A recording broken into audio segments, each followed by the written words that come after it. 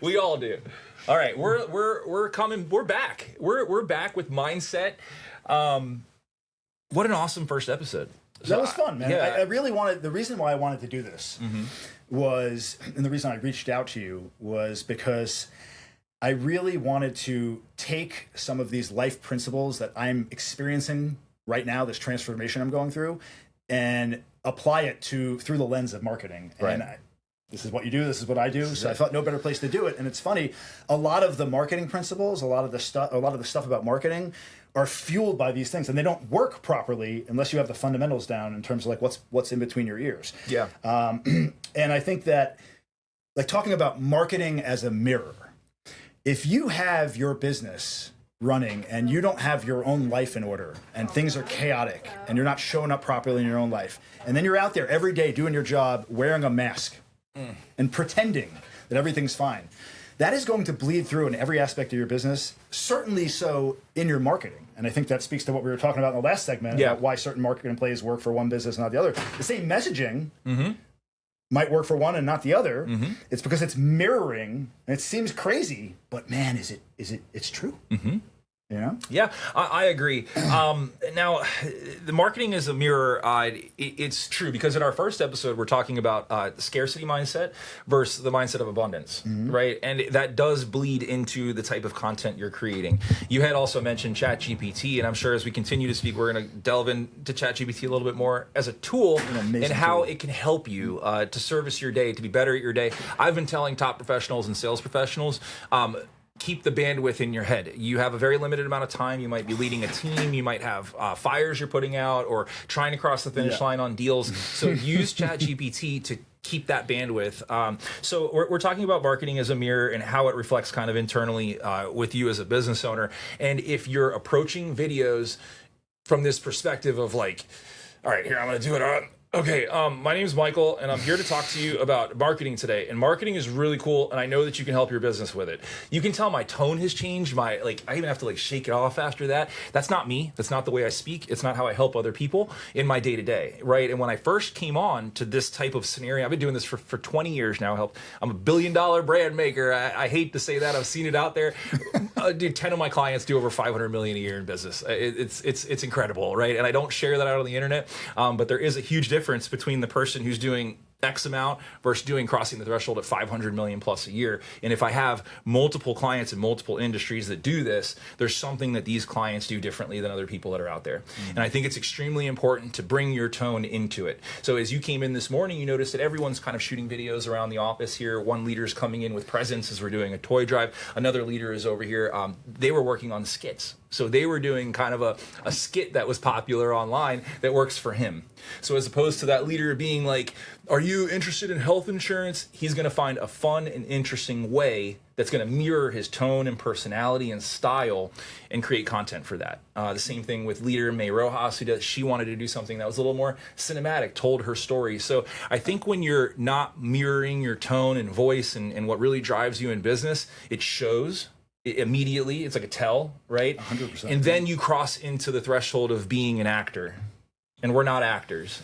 We're sales professionals, we're coaches, we're leaders, we're parents, we're loved ones, we're all these things, but we're not that first, we're not that. So I just want to let you know that that if you're going to get anything going marketing wise, and I always say market for sales, you don't just market just to market. You've got to market for sales. Make sure you're mirroring your tone and style and who you are as a person. So you've been doing this quite some time. 20 years, man. And you're a natural, and I see how you work with businesses and you help coach them through this. But I want you to speak for a second to the business owners out there, because I deal with so many of them that are tied up in their head with this idea of perfection, that they're not putting something out there. They don't want to put the content out there because of what you just said. They're going to sound scripted. They're going to sound inauthentic. But the truth of the matter is, the only way to get comfortable doing this is by doing it. So what would you say to an owner out there that doesn't feel comfortable? They say they have that voice in their mind, like, oh, I would never get behind a camera. Well, I got this. That's not me, right? That's not my business. I got this. And keep in mind, nothing that we're talking about was scripted ahead of time. We had a conversation for an outline, but we didn't really know what we were going to talk about in the nuts and bolts. So for this, if I'm speaking directly to a business owner or a top professional or a sales pro or a top producer, whatever those might be, because oftentimes if you're a top producer within an industry, you are kind of a business owner as well. So I want to speak to all of those people, and I want you to go back to the rookie mindset. I want you to go back to when you first started. Go back to when you first got in the industry. You weren't afraid to pick up the phone. You weren't afraid to smile and dial. You weren't afraid to walk up to somebody and shake their hand and meet them. You weren't afraid to put yourself out there and maybe look a little silly. And that's how you do the rookie mindset. You get out there, you get going, right? And then what happens is at some point along the way, we take ourselves just a little bit too seriously. Yep. Right? We believe that like we have to be this polished, perfect person, okay? When you're a rookie and you don't know anything, you run right out of the door. Right? You're not worried about it. You're not scared. But as you learn more, you get a little bit nervous because you understand like the pitfalls of business and how maybe another business professional might speak of you, or maybe another industry peer might talk about you. So we get nervous, right? That we're going to put ourselves out there. Stories we tell ourselves. Exactly. So I would say the short of it, so that I don't keep on the tangent, is I had a room full of people. There was 50 people in the room, and I had the leader at the front of the room, and I had the other 49 were on there at the table at the conference rooms, and they were sitting, and I asked, who likes to post to social media every single day? Everyone. No, I don't like to post to social media every day. Who does post to social media? Oh, sorry, I yelled that. Who does post to social media every single day? Guess whose hand went up? Out of 50 in a room, did the 49 agents go up, or did the leader's hand go up? You tell me. The leader's hand went up. He posts to social media every day. Of course. Now I asked him the same question. Do you like social media? No. I don't like social media. Doesn't ever go on it and look at anything. Doesn't matter.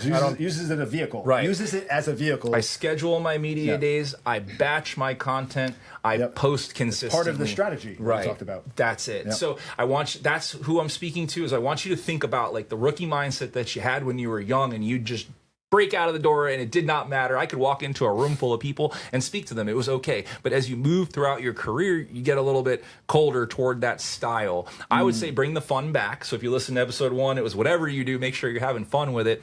And that's part of it, is bring back the rookie mindset, have a good time, poke a little bit of fun at yourself. Humility is extremely important on social media. And I've never met a salesperson, a top level salesperson or business owner in my life that doesn't have a sense of humor. Yeah. Every person who excels in sales has a crazy good sense of humor. Yeah. Childlike sense of wonder. Even if they're not the funniest people on the planet, they're able to keep you at ease, to keep you smiling, to keep you nodding, to keep you going.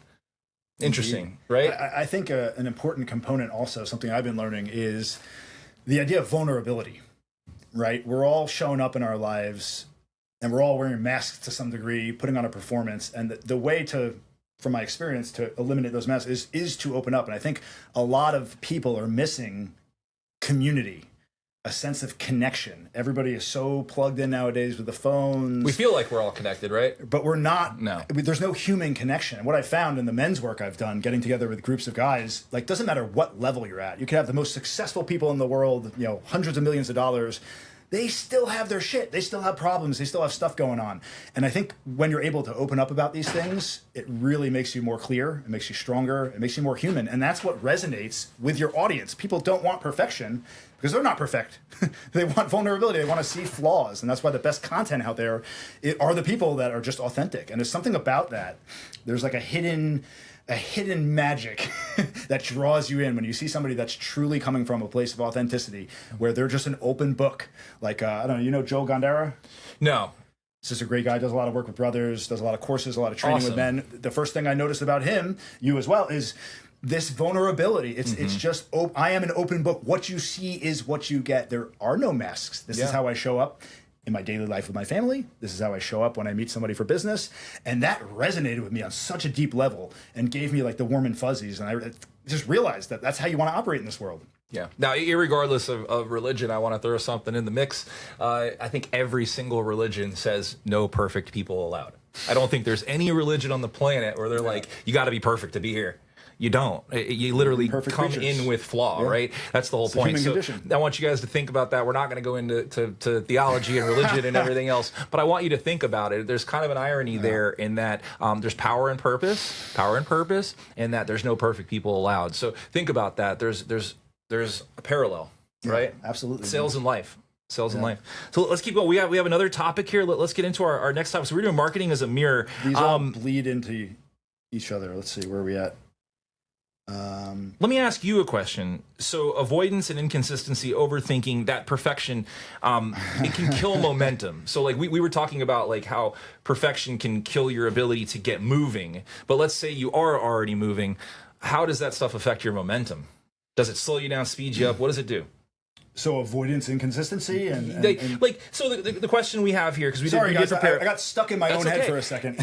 We're not perfect because we're having a good conversation, right? And I hope you guys at home are too. And this is a good opportunity for you to drop a comment or to tell us what you want to hear us talk about, or if any of this stuff's resonating with you, please like comment, share. So what we're saying is like avoidance and inconsistency, overthinking, that perfection mindset that we were just talking about. How does that kill momentum? Like, what does that do to momentum? Does it kill it? Does it crush it? Slow it down? What does it do? Of course, it kills it. It stops you in your tracks. It makes you freeze.